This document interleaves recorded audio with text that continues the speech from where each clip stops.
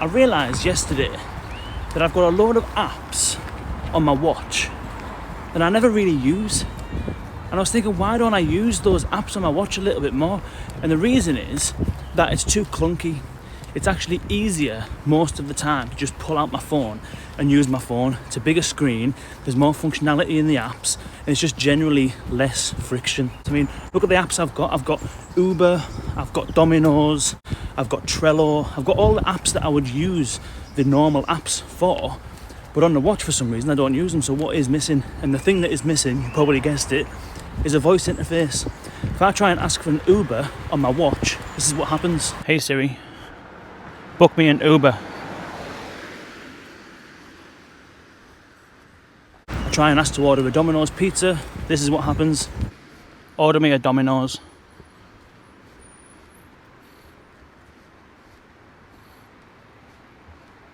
It's just generally clunky. So Apple, we've said this many times before, but if you had Siri as the primary interface to the Apple Watch, you would solve a hell of a lot of problems. You'd be able to free people from having to pick up the iPhone, and essentially at the moment the watch is almost useless. I use it for checking my diary, maybe seeing what's on my to-do list, but not most of the time.